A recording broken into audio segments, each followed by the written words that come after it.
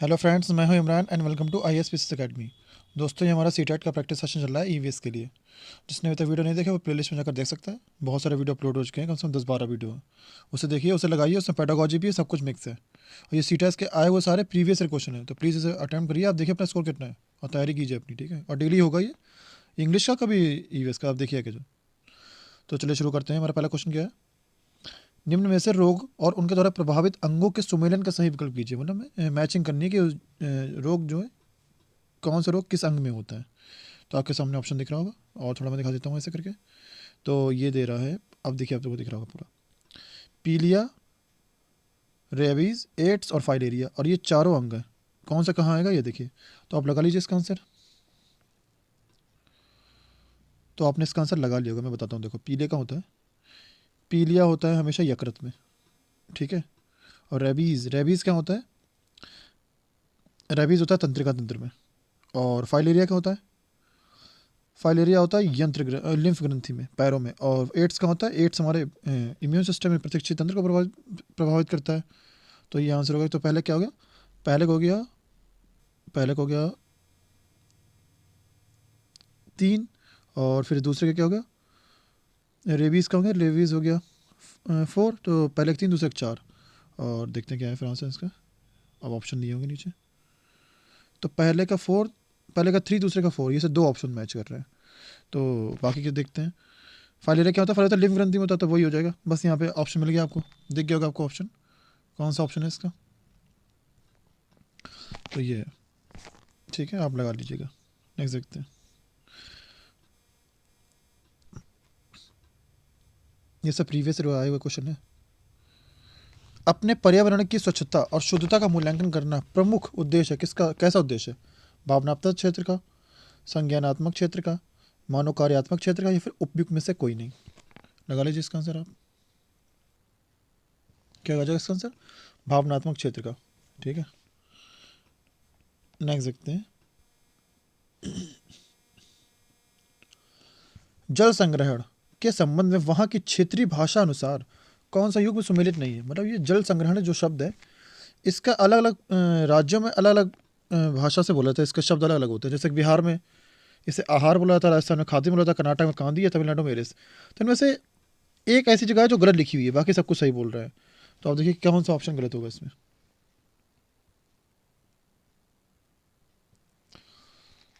कांदी, कांदी कहाँ का है? कांदी जो है कर्नाटक का नहीं है, मुर्शिदाबाद का है ना, बंगाल का। तो यही ऑप्शन गलत है, बाकी सब सही है। बिहार में आहार, राजस्थान में खाद्य बोला जाता है, ठीक है, याद रखिएगा। स्मॉग यानी कि धुंध, स्मॉग होता है जो हम लोग कहते हैं स्मॉग प्रॉब्लम चल रही है दिवाली के बाद, ये एकदम से हो जाता है दिल्ली से, फिर पूरे इंडिया में फैल जाता है, ज़्यादातर नॉर्थ इंडिया में।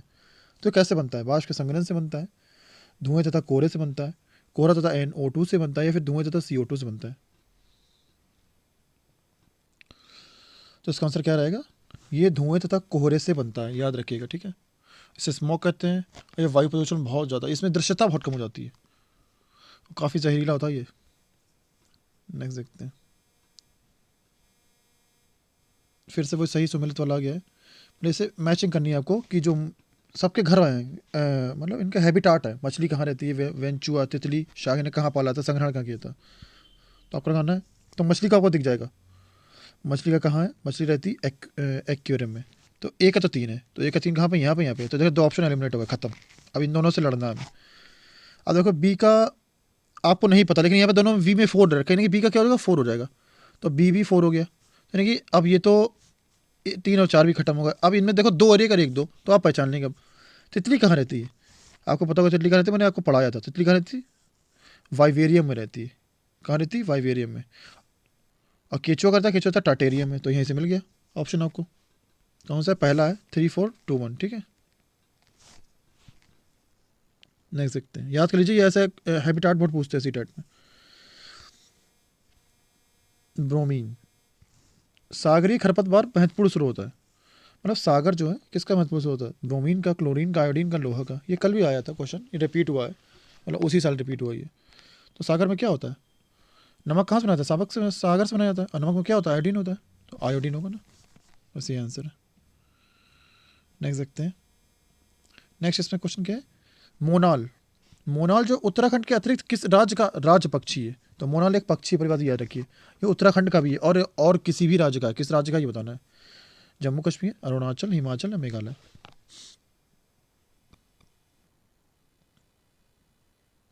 तो कहाँ का ये, हिमालय का, हिमाचल प्रदेश। हिमाचल प्रदेश का भी पक्षी है। और इसे नेपाल और उत्तराखंड में पूछ सकते हैं इसे नेपाल में क्या कहते हैं, या फिर इसे उत्तराखंड में क्या कहते हैं। उत्तराखंड का यूके लिख दे रहा हूँ, यूके समझ रहा हूँ। तो इसे क्या कहते हैं ना, इन दोनों में से यार इसे डाफे कहते हैं, डाफे। ऐसे दे सकते हैं डाफे कहाँ का पक्षी, तो डाफे कहाँ का है, उत्तराखंड का है या फिर नेपाल का, ठीक, ऐसे बोल सकते हैं। तो जो भी एक्स्ट्रा जानकारी आप लिख लीजिए। तो नेक्स्ट क्या है, ओजोन परत की मोटाई नापने की इकाई बताइए। मतलब ओजोन परत की जो मोटाई नापते हैं तो उसकी इकाई क्या कहते हैं, डॉप्सन इकाई कहते हैं, डेसिबल कहते हैं, पास्कल या बेबर। तो क्या कहते हैं, डॉप्सन इकाई, ठीक है। और ओजोन यानी कि O3 कौन से लेयर में होती है हमारी, स्ट्रेटोस्फीयर में होती है, समताप मंडल में होती है, ये भी याद रखिएगा, समताप मंडल यानी कि स्ट्रेटोस्फीयर। नेक्स्ट देखते हैं। नेक्स्ट हमारा क्वेश्चन है,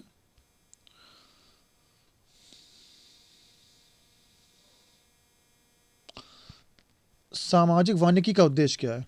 ग्रामीण क्षेत्रों में चकबंदी, पर्यावरणीय, सामाजिक व ग्रामीण विकास में मदद के उद्देश्य से वनों का प्रबंध, वन्य प्राणियों का संरक्षण या फिर चारागाहों का विकास। इसका आंसर आप लगा लीजिए। तो इसका आपको बहुत अच्छा खासा आंसर दिख रहा होगा, लंबा चौड़ा क्या है, पर्यावरणीय, सामाजिक व ग्रामीण विकास में मदद के उद्देश्य से वनों का प्रबंध। तो यही आंसर है इसका। नेक्स्ट देखते हैं, चिपको आंदोलन की जनक गौरा देवी द्वारा चिपको आंदोलन किस गांव में प्रारंभ किया गया था। कल आपने पढ़ा होगा, कौन थे, सुंदरलाल बहुगुणा और चंडी प्रसाद थे, ठीक है, भट्ट, चंडी प्रसाद भट्ट। लेकिन आज देखिए गौरा देवी दे रखी है। तो ये आप कंफ्यूज ना होइए, क्योंकि ये बता रहे जनक इन्होंने शुरुआत की थी, इन्होंने एक गांव से शुरू किया था गौरा देवी ने। इसके बाद मुख्य भूमिका उन्होंने निभाई थी सुंदरलाल बहुगुणा और चंडी ने, लेकिन जनक पूछे तो ये बोले गौरा देवी। तो कौन से गाँव थी, कहाँ से प्रारंभ किया था, मानवती से, रैनी गाँव से, थिरपाक से, हाट गाँव से।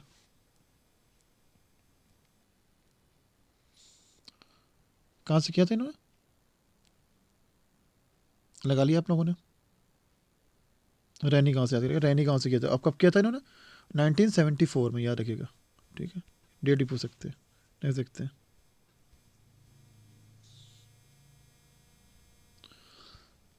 जब ध्रुव से भूमध्य रेखा की ओर बढ़ते हैं, ठीक है, तब जैव विविधता क्या होती है, घटती है, बढ़ती है, स्थिर रहती है, इनमें से कोई नहीं। अब आप समझ नहीं पाएंगे। देखिए अर्थ हमारी है, ये नॉर्थ है, साउथ, ये साउथ ध्रुव है। अब बीच में क्या है, भूमध्य रेखा है, ठीक है। जब हम लोग ध्रुव से चाहे नीचे से ऊपर चाहे ऊपर से नीचे भूमध्य रेखा की तरफ बढ़ेंगे जब इस साइड, तो यहाँ पे क्या होगा, जब इतना बढ़ेगी घटेगी। आप बहुत आसानी से बता लेंगे, क्योंकि अगर जहाँ पर सन रेज ज़्यादा पड़ेंगे, यानी कि सूरज की किरणें जहाँ ज़्यादा पड़ेंगी, वहाँ पे काफ़ी वनस्पति होगी। जहाँ पे वनस्पति काफ़ी होगी वहाँ पर जीव जंतु काफ़ी होंगे, यानी कि बढ़ती है, याद रखिएगा, ठीक है। नेक्स्ट,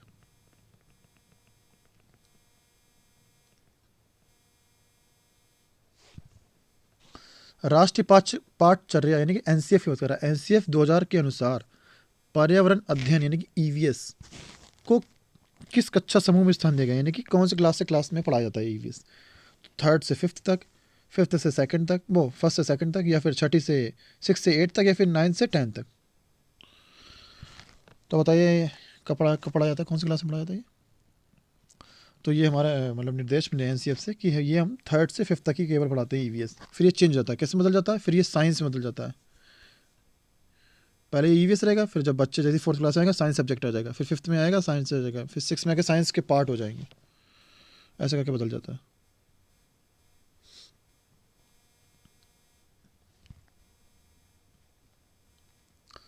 तो क्वेश्चन क्या है, भारत के किस क्षेत्र में अधिकतम भूस्खलन की घटनाएं होती हैं।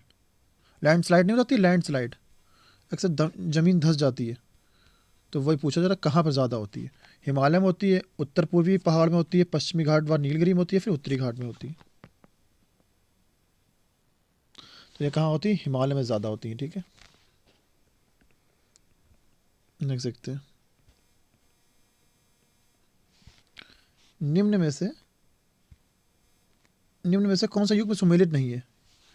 फ्रेऑन होंगे, प्रेऑन नहीं। फ्रेऑन बना होता है CF क्लोरोफ्लोरोकार्बन होता है, हल्दी पाउडर में कुकुरमिन येलो होता है, green house gas carbon dioxide की वजह से होती है, और कंटूर कृषि भूमि पर्तन। तो मैचिंग करने कौन सा गलत है, तो ये गलत है, भूमि पर्तन। कंटूर कृषि भूमि अपर्दन मतलब कुछ नहीं, ये मृदा अपर्दन को रोकती है। भूमि अपर्दन मतलब क्या होता है इसका? कंट्रोल कृषि कैसे? क्यारी बना के की जाती है, क्यारी बना के जो खेती की जाती है तो इससे रोकती है। तो ये गलत दे रखा ऑप्शन, ठीक है, बस ये गलत था। Next,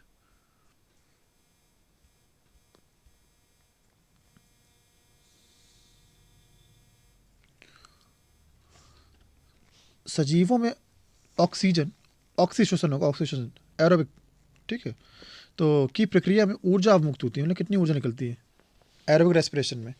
673 kilo calorie, 573 kilo calorie, 28 kilo calorie, या फिर 746 किलो कैलोरी? तो देखिए एरोबिक रेस्पिरेशन कितनी निकलती है आप बताइए। तो आपने लगा लो इसका आंसर कितनी निकलती है? 28 किलो कैलोरी, ठीक, इतनी निकलती है, याद रखिएगा। नेक्स्ट देखते हैं, भूकंप की तरंगों को निरूपित किया जाता है, मतलब कैसे नापते हैं हम लोग? किस में क्या बोलते हैं उसे?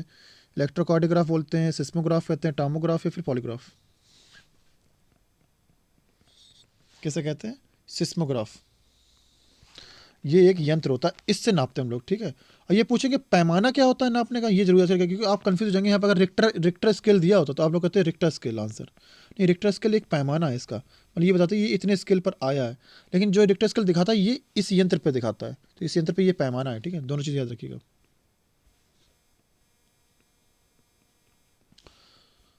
मानव पर्यावरण संबंध एक संकल्पना कैसी संकल्पना है?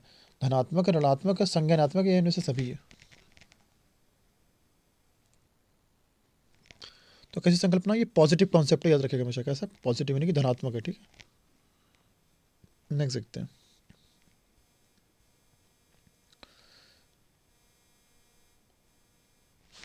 किसी खाद्य श्रृंखला की प्रथम कड़ी सदैव हरे पादप होते हैं, क्योंकि क्यों होते हैं वो? वे मृदा से जुड़े होते हैं, वे विस्तृत रूप से फैले होते हैं, वे सूर्य के प्रकाश में वायुमंडलीय CO2 को स्थिरीकृत करते हैं, या उनमें जड़ें होती हैं? क्यों होते हैं? क्योंकि वो सूर्य के प्रकाश में वायुमंडलीय CO2 को स्थिरीकृत कर देते हैं, ठीक है। नेक्स्ट देखते हैं, पृथ्वी की सतह का कितना भाग जल से घिरा है? आपको पता है 71%, 60, 77, 80। तो कितना परसेंट गिरा है? कल बताया था आपको 3/4, यानी कि 3/4 मतलब बोल सकते हैं 71%, ठीक है। नेक्स्ट देखते हैं,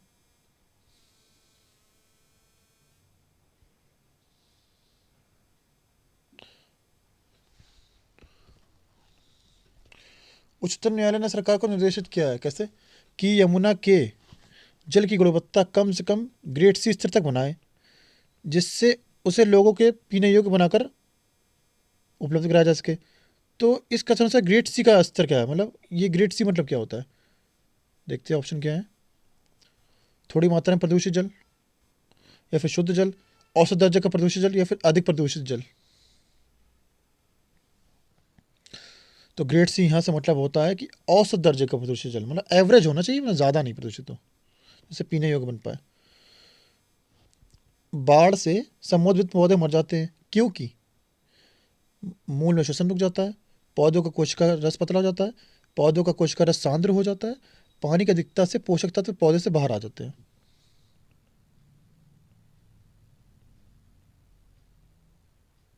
तो क्या होगा इसका? पौधों का कोशिका रस सांद्र हो जाता है, ठीक है। नेक्स्ट देखते हैं, काजीरंगा राष्ट्रीय उद्यान पूछा गया कहाँ पर है? किसके लिए है प्रसिद्ध है? भालू के लिए, बाघ के लिए, एक सींग वाले गड्ढे के लिए, हंगुर के लिए? ये तो आपको लगभग 90% लोग आते होंगे। इसका आंसर किसके लिए? एक सींग वाले गड्ढे के लिए। फेमस है ये, कहाँ पर फेमस है ये? असम में है, ये भी याद रखिएगा, ठीक है, असम में काजीरंगा। नेक्स्ट देखते हैं, विश्व पर्यावरण दिवस कब मनाया जाता है? ये क्वेश्चन बहुत आता है और ये आता ही आता है, 5 जून, ठीक। नेक्स्ट देखते हैं, ह्यूमस, ह्यूमस निर्माण में कौन सहायक होते हैं? अपघटक, उत्पादक, उपभोक्ता, या इनमें सभी? तो ह्यूमस निर्माण में सब कुछ, अपघटक भी चाहिए, उत्पादक भी चाहिए, उपभोक्ता भी चाहिए, तभी तब बनती है ह्यूमस, इनमें से सभी, ठीक है। DDT क्या है? जैव निम्नीकरण प्रदूषक है, खरपतवार निवारक है, अजैव निम्नीकरण प्रदूषक है, या फिर एंटीबायोटिक है? क्या ये है अजैव निम्नीकरण प्रदूषण, याद रखिएगा। नेक्स्ट देखते हैं,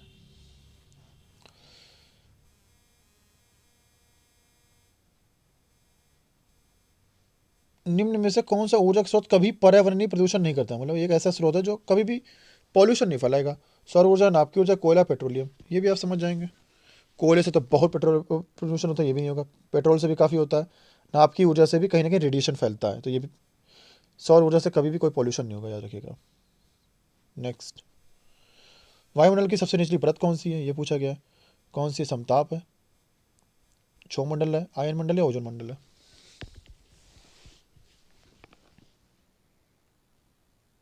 तो कौन सी है, क्षोभ मंडल, ठीक है। और ये जो समता मंडल है, इसी में ओजोन पाई जाती है, अभी बताया था आपको। इसे स्ट्रेटोस्फीयर कहते हैं, ठीक है, नहीं सकते हैं। और क्षोभ मंडल को ट्रोपोस्फीयर कहते हैं, याद रखिएगा। नेक्स्ट हमारा क्वेश्चन है, अम्लीय वर्षा का कारण निम्न में किसकी सांद्रता में वृद्धि होती है? CO तथा CO2, SO2 तथा NO2, CO तथा N2, या फिर धूल तथा O3? इसका आंसर आप लगा लीजिए।